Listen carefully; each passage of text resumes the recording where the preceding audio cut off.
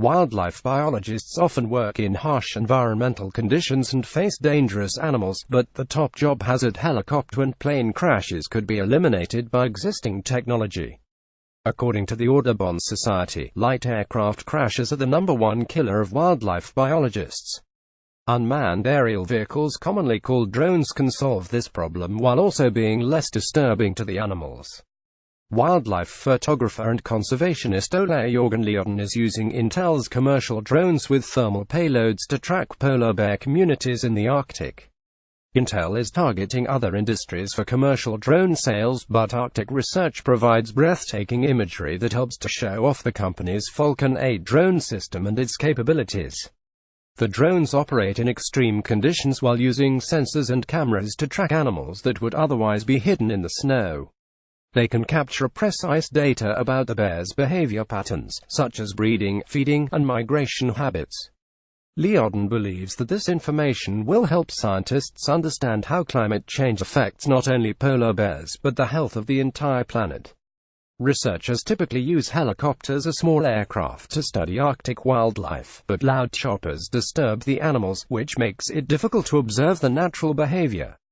These conventional methods can be expensive and imprecise, and it is especially difficult to find white bears against a snowy backdrop. Scientists have called polar bears a canary in a coal mine for climate change. Image Intel, that is why we used the thermal camera on the drone, explains Anil Nanduri, VP New Technology Group and General Manager of Intel's drone group.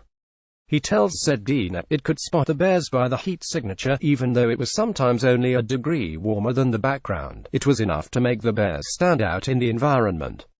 Drones are quieter, more precise, and less expensive than manned aircraft, but they have a whole different set of problems.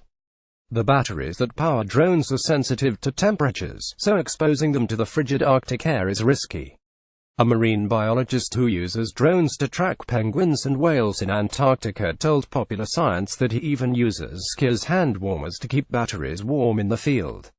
The Intel Falcon 8 drone explores Arctic terrain. Image Intel on a recent Intel drone expedition. Liodden wasn't allowed on shore with polar bears, so they launched drones from boats. Unfortunately, the steel in the boats can cause magnetic fields that interfere with the drone's navigation systems and electronics. Some drones on the expedition had to disable their GPS and use manual modes instead.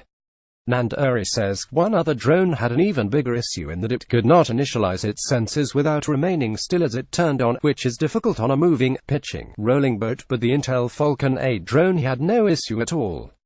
The steel in research boats creates a magnetic field that can interfere with electronics. Image Intel previous and related coverage. A stormtrooper robot with facial recognition technology. You can build your own army of tiny stormtrooper robots, but they come with a hefty price tag. As a French firm finally achieved the holy grail of robotics and all that matter to customers, the biomechanics of bipedal walking are preposterously complex. A French firm claims to have built a robotic suit that can emulate the way we walk.